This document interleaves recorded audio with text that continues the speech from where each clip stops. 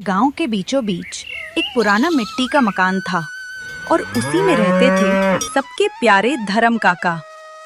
काका की सिर्फ एक पहचान थी कि वे रोज होटल या ढाबा नहीं चलाते थे, बल्कि रविवार के दिन ही 100 किलो मटन पकाते थे। साथ में गर्मा गर्म चावल और कुरकुरा पापड़ भी परोसा जाता। गांव में और भी कई होटल थे, लेकिन रविवार के दिन सब सुनसान पड़े रहते। धर्म काका के आंगन में तो मानो मेला सा लग जाता। उस रविवार को काका अपने बिस्तर से उठ जाते हैं और बाजार की ओर निकल पड़ते हैं। रास्ते में उन्हें पड़ोसी रामू मिलता है। काका, फिर से 100 किलो मटन? अरे गांव वाले तो अब हफ्ते भर बस तुम्हारे नाम की रट लगाते हैं। अरे रामू, भूख तो सबको लगती है, लेकिन मेरा मटन सिर्फ पेट नहीं भरता, दिल भी भर देता है। धर्म काका इतना रामू को कहकर बाजार की ओर चल पड़ते हैं। कसाई की दुकान पर पहुंचते हैं। काका, आज फिर पूरा गांव खिलाने का इरादा है क्या? पिछली बार तो मटन सिर्फ 2 घंटे में ही खत्म हो गया था। भाई, जितना भी बनाओ, रविवार के दिन भूख बढ़ जाती है सबकी। कसाई मटन तौलते हुए धीरे से झुककर बोलता है। काका, एक बात पूछूं? आपके मटन में ऐसी क्या बात है जो कोई और नहीं बना पाता? मसाले तो हम सबके एक जैसे ही हैं। राज मसालों में नहीं भाई, मिजाज में होता है। काका भारी टोकरी लेकर घर लौटते हैं। दरवाजे पर काकी खड़ी हैं। अरे सुनते हो, इतना वजन अकेले उठा रहे हो, थक जाओगे। क्यों ना एक छोटा सा ढाबा खोल लें गांव में। हर दिन बनाओगे, पैसे भी ज्यादा मिलेंगे। अगर रोज बनाऊंगा तो इंतजार कौन करेगा काकी? स्वाद का असली मजा इंतजार में है। रोज मिलेगा तो बात ही खत्म। पर लोग तुम्हारे हाथ का स्वाद कभी नहीं भूलते। हर दिन खाएंगे तो भी उबेंगे नहीं। मुझे नहीं डर उबने का, डर है जादू खोने का। काका मसाले निकालते हैं। सिलबट्टे पर मसाले पीसते काका। दालचीनी, लौंग, काली मिर्च, जीरा सब मिलकर खुशबू फैलाते हैं। धर्म काका के चूल्हे की लकड़ियां बस लकड़ी नहीं थीं, वो यादें जलाती थीं। हर मसाले के साथ एक कहानी घुलती थी। काकी आकर हंसते हुए कहती है, अरे ये खुशबू तो गलियों तक चली गई है। देख लेना, दोपहर होते होते पूरा गांव उमड़ पड़ेगा। बस तब तक मटन को धीरे धीरे सांस लेने दो। जल्दी पकाओगे तो जादू अधूरा रह जाएगा भाग्यवान। जैसे ही मटन की खुशबू गांव में फैलती है, सारे लोग आने लगे। कोई पूरा परिवार आ गया तो कोई दौड़कर भागा भागा आ गया। अरे काका, जल्दी दो, भूख लगी है। काका बड़े ही प्रेम से प्लेट सजाते। गर्मा गर्म चावल, मसालेदार नली वाला मटन और साथ में पापड़। पहला निवाला खाते ही सब बोल उठे, अरे वाह काका, कमाल हो गया। आप रोज क्यों नहीं बनाते? अरे बेटा, यही तो इस मटन का स्वाद का जादू है। याद रखो, ये मटन सिर्फ रविवार को ही मिलेगा। आपका राज कोई भी हो काका, हम तो पूरे हफ्ते इंतजार करते हैं, बस रविवार के लिए। धीरे धीरे करके इतने लोग आए कि काका की सारी मटन पल भर में खत्म हो गया। कुछ लोग बच गए थे तो वो बोले, अरे काका, कुछ तो बचा होगा, वही दे दो, स्वाद तो मिल जाएगा। अरे बेटा, माफ करना, आज तो सारे मटन खत्म हो गए, अब रविवार को ही मिलेगा। लोग निराश होकर लौट जाते, फिर मुस्कुराते हुए कहते, ठीक है काका, रविवार को ही सही फिर मिलेंगे।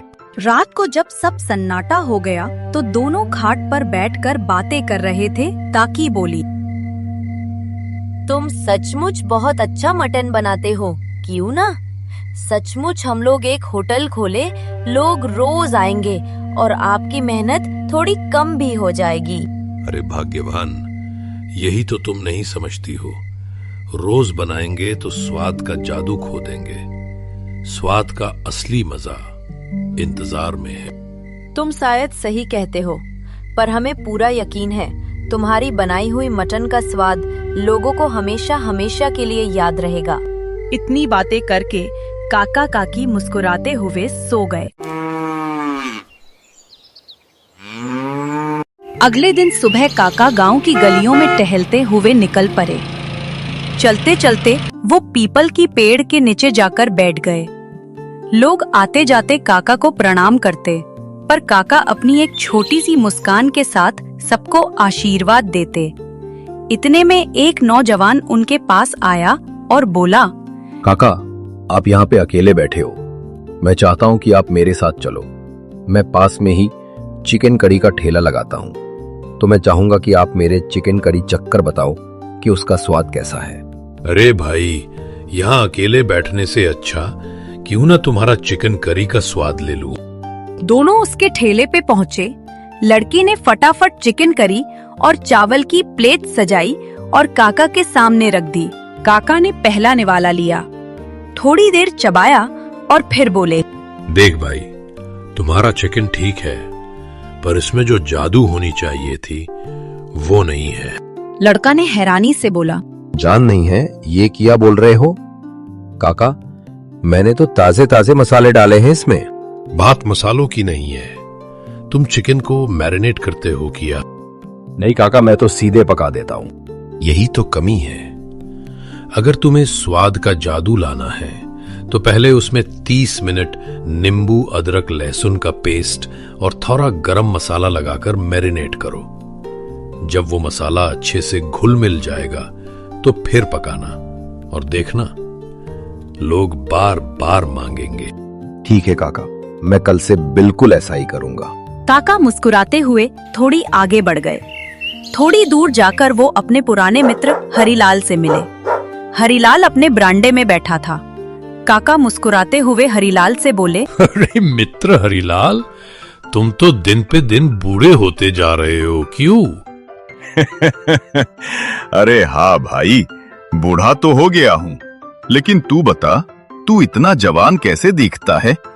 कहीं कोई सीक्रेट तो तुमने नहीं छिपा रखा है? ऐसी बातें सुनकर दोनों जोर जोर से हंसने लगे।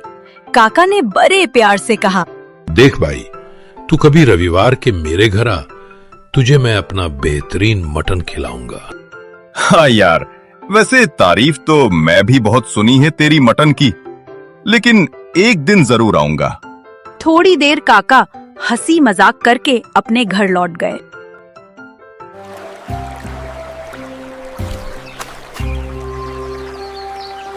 अगला रविवार आया। काका सुबह सुबह ताजा मटन लेकर आए और बड़े बड़े हांडी में लकड़ी के चूल्हे पर पकाना शुरू कर दिया। धीरे खुशबू पूरे गांव में फैलने लगी। जैसे ही दोपहर के 10 बजे धीरे धीरे लोगों का भीड़ लगना शुरू हो गया।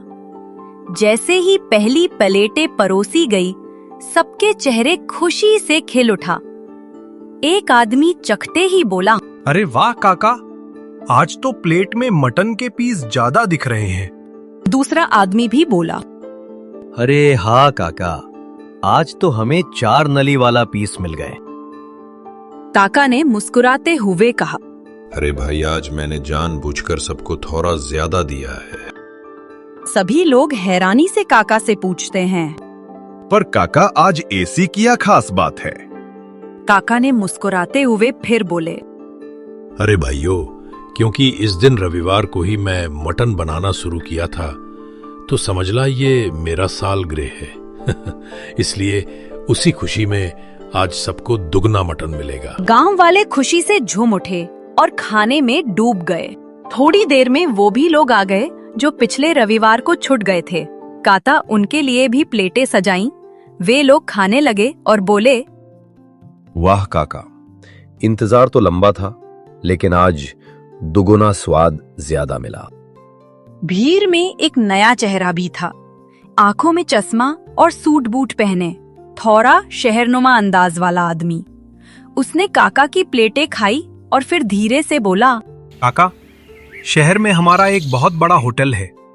क्या आप हमें अपना मटन रेसिपी बताएंगे? मैं आपको जितना मांगो इसके पैसे देने के लिए तैयार हूँ। काका अनजान होते हुए पूछा, अरे भाई, मैं तुम्हें आज पहली बार देखा हूँ, तुम कौन हो?